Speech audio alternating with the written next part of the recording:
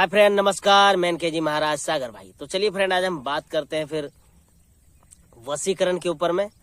और ये जो वशीकरण होगा बिल्कुल साधारण तरीके से आप कर सकते हैं, जिसका नाम है चिरचिरी का जड़।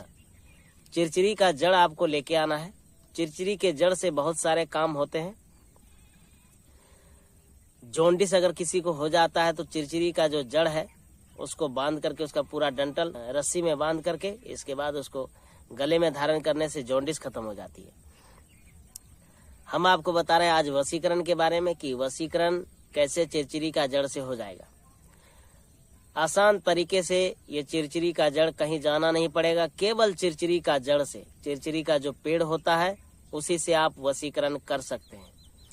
उसके लिए क्या करना पड़ेगा हम आपको आज बता रहे हैं। चिरचिरी का जड़ से वशीकरण करने का सरल विधि।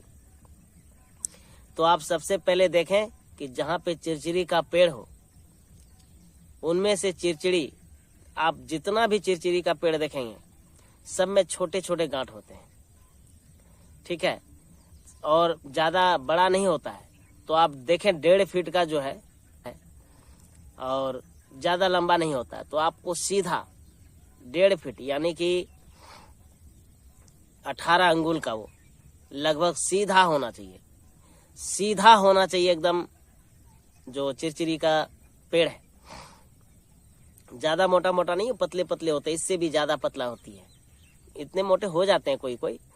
तो आपको लेना है, ठीक है। चिरचिरी का जो पेड़ है उसको आपको देखना है और उसको जड़ समेत उठा लेना है, उखाड़ लेना है जड़ समेत। तो उखाड़ने से पहले आप नापने वाला अपने अंगुली से, कोई लकड़ी से नाप लें। लकड़ी से नाप लें कि बिल्कुल 18 इंच है कि नहीं। जमीन में जहां से लगा है, जमीन के नीचे से नहीं, वो तो जड़ आ गया। जमीन के जो ऊपर से लगे हुए हैं, क्या उसके बीच में कोई कानी तो नहीं फेंका है? समझ में आ रहा है ना?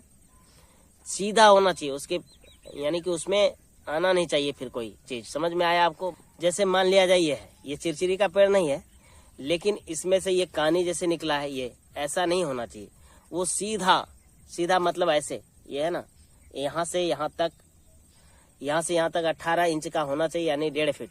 इसके बाद आगे में ये भाग है तो कोई बात नहीं, आगे में हो तो, लेकिन इसके बीच में नहीं होना चाहिए, ठीक है। समझ गए होंगे आप?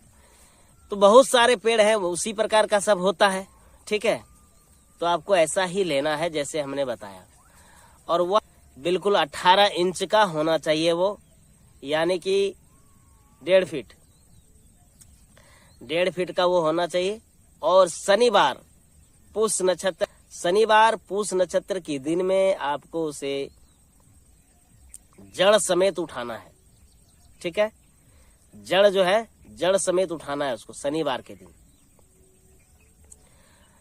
और निकाल करके जो ऊपर वाले भाग हो जाएंगे, यानी 18 इंच का, यानी 1.5 फीट का, हमको उसे लेना है। उसके अंदर वाले जड़ को भी लेना है, ठीक है।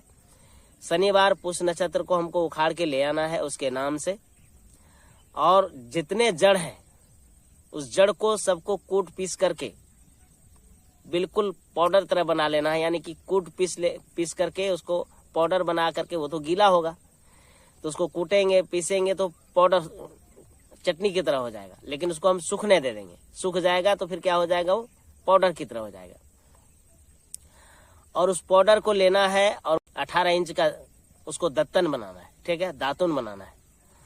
और उस दिन, दूसरे दिन से वो जो आप जड़ है उस जड़ को आपको लेना है और जड़ को लेकर के पीस करके उसको रख लेना है। नाप कर काटा है, उस लड़की का नाम लेकर के आपको डेली हर रोज दत्तन 1 इंची करके घटाना है,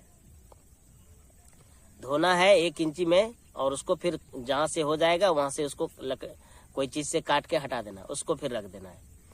ऐसे करके वैसे तो 12 दिन में ही हो जाए।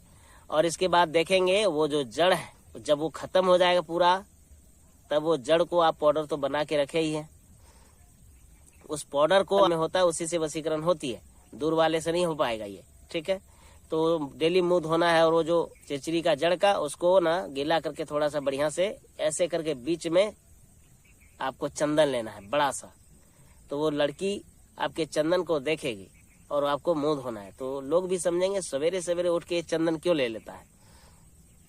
मुंह धोते धोते, दत्तन साफ करते करते, दांत साफ करते करते लड़की के घर तरफ जाना है और वहां पे फिर मुंह धो करके फिर वापस आ जाना है। ठीक है, यही क्रिया आपको करना है। इसके बाद डेली आपको चंदन लगाना है और मुंह तभी धोना है। लोग आपको बुड़बक समझे, जो भी समझे, उससे कोई लेना देना नहीं है। उसको लगाना है, उसको दिखाना है जाके, वो लड़की ऑटोमेटिक वशीकरण हो जाएगी। ठीक है।